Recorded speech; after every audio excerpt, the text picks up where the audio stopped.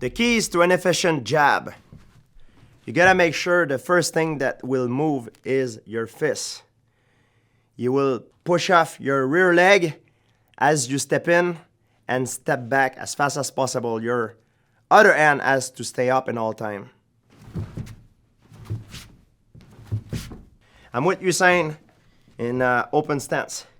And I will always, as I'm throwing my jab, try to duck my head outside of his center line.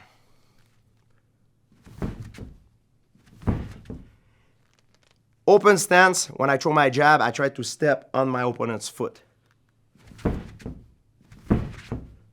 When I'm close stance, my foot will go inside of his lead foot.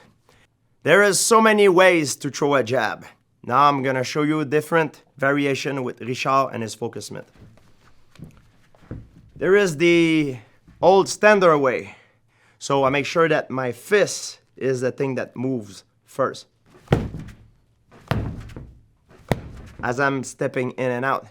There is the power jab that I use against Josh Koscheck to cause a lot of damage. I like to start it from down to up, so it starts from outside of the field of vision of my opponent. My other hand always stayed up. There is also a jab that I use as a decoy to get inside my opponent's leg to score a takedown.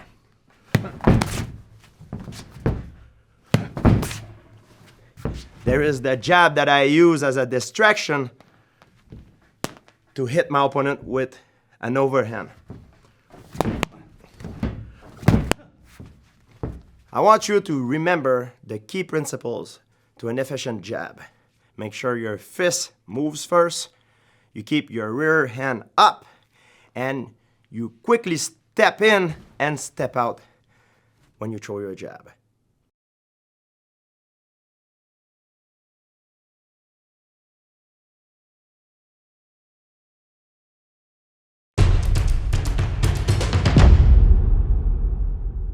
The keys to an efficient cross. You have to make sure that your fist is the first thing that moves if you go with a lead cross. You push off your rear foot and all the weight is transferred to your fist as you're turning your hips in. Your other hand has to stay up in all time.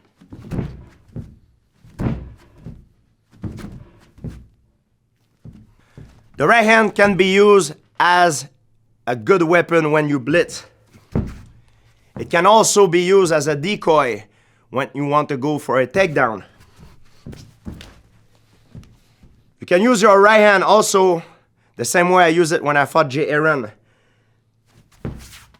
as a power strike. It can also be used as a counter strike when your opponent jab you. There is many ways to use your rear cross.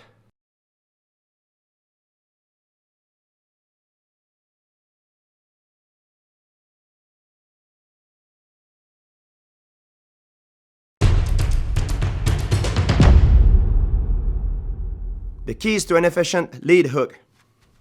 All the power of the lead hook comes from the rotation of the torso. Your lead foot needs to pivot as you're throwing your lead hook. Make sure at the moment of impact that your fist is aligned with your elbow. Your other hand has to stay up.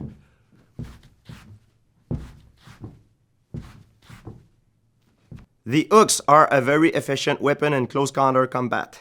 However, when you're in close counter combat, always remember to keep your hands up because you're in proximity of your opponent. So you can use your hook to go to the body and go to the head. Mike Tyson was the master at this. You can also use your hooks as a counter. That's what I did when I fought Michael Bisping for the title.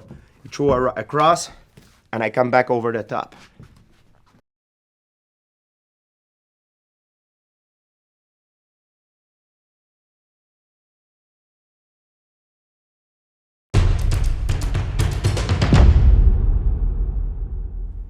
The keys to an efficient lead uppercut. The power of an uppercut comes from the leg and the hips. The weight will transfer from the leg to the fist. You gotta make sure that when you throw the uppercut that you don't come up as you throw the uppercut, because you become a vulnerable target for your opponent. Tilt your spine to the side, and then when you throw your uppercut, you stay down. Only your fists go up, and you create a rotation around your spine, and you keep your other hands up.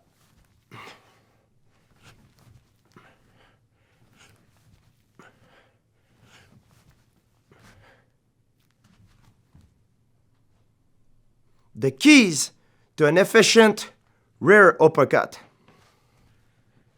You gotta make sure you transfer the weight from your rear leg into your knuckle. You tilt your body to the side and you create a rotation around your spine. Your lead hand will stay up in all time, and you wanna make sure that when you throw the uppercut that you don't come up in the same time, you stay down. Only your fist comes up, and you transfer the weight on your knuckle.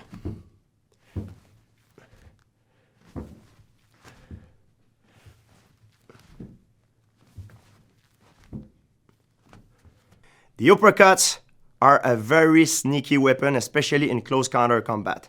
When you throw it, remember to stay down and rotate around your spine. So when I get in, I want to stay down. I don't want to come up as I'm throwing my uppercut because it makes me vulnerable to a counter strike.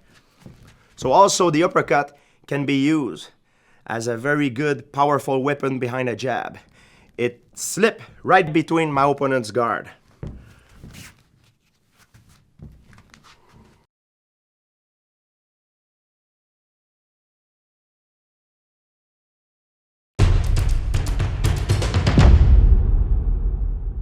The keys to efficient elbows. When I throw elbows, I want to make sure I turn my pinky up. That makes my bone coming out. The power of my elbow comes from the rotation of my body and my hips. It comes from up to down. I can also use spike elbow that comes from down to up.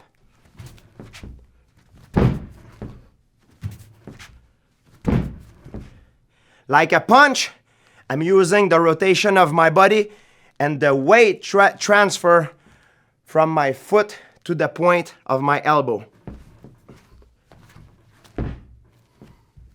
Elbows can be a very lethal weapon in the clinch, close counter combat. Can be used as a spike elbow, thrusting weapon, as a way to get in. It can be used in the clinch also, coming from the side or up to down. It can be used also as an exit in the clinch, in a spinning motion. We've seen John Jones making this technique very popular.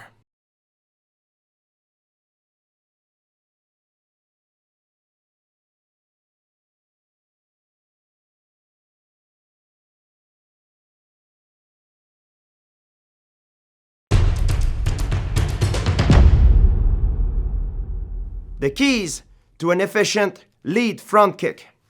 You want to transfer all the weight on your back leg. Keep your hands up in all time. Snap your hips forward, lift your knee, and hit with the sole of your foot.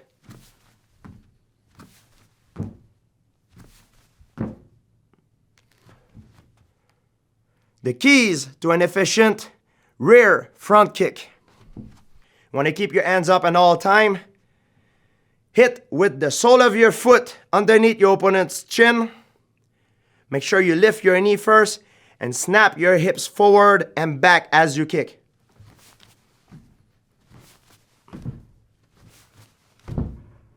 The front kicks can be used by both of my legs, the lead and the rear, in a defensive and offensive way. Can be used in a defensive way when I try to create space with my opponent, or when I try to back him up. It can be used in an offensive way if I try to target my opponent's liver. It can be used also in a very sneaky way if I hit my opponent underneath the chin with the sole of my foot, because it's a strike that comes from outside of his field of vision.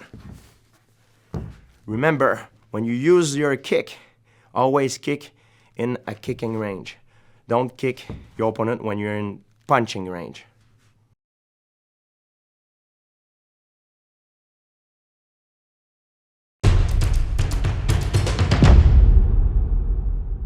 The keys to an efficient lead side kick. You want to transfer the weight on your rear leg first. Lift your knees. Extend your foot and hit your opponent with the arch and your heel. Make sure you keep your hands up at all time.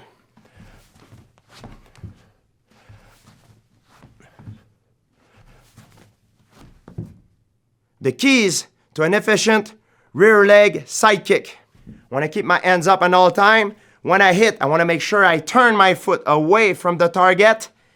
I hit with the heel and the arch of my foot. I lift my knee always before I hit.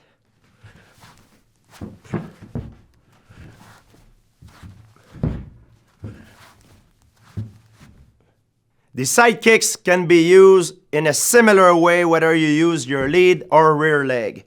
Remember what Bruce Lee says.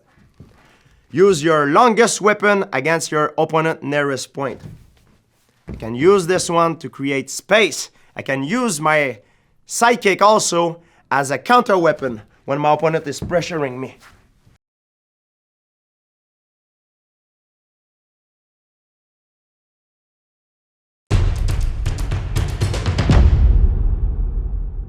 The keys to an efficient roundhouse kick. I want to turn my foot away from the target when I hit. Lift my knee first, keep my hands up at all time. Snap my hips forward and back.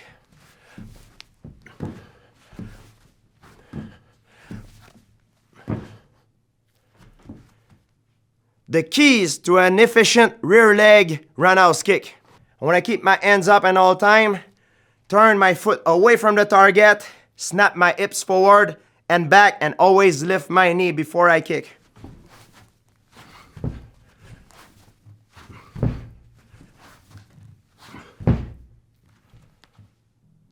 Roundhouse kick or mawashigiri can be used in many different ways. I can use it with my lead or rear leg. It can be used to kill my opponent's mobility by targeting his leg. I can also use it to hit my opponent's peroneal nerves that could numb his leg and end the fight. But one of my favorite ways to use it is to trying to knock my opponent out. That's what I did when I fought Matt Hughes. With a nice setup, you go to the head.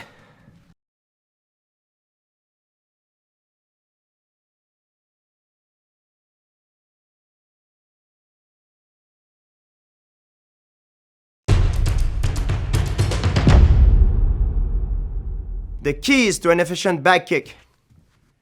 I make sure that my eyes comes first before I hit. Then I lift my knee, I keep it tight, and I hit with my heel.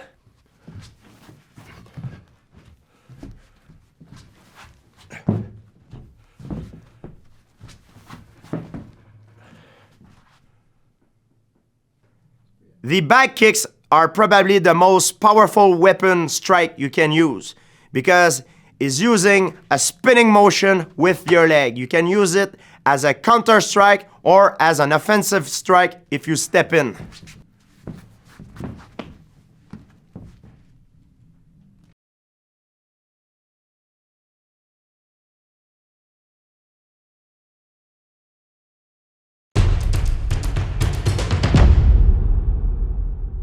The keys to efficient knees. I want to snap my hips forward, point my knees towards the target, make sure my hands are up or on the target, and my foot on the floor will go on the tip of my toes.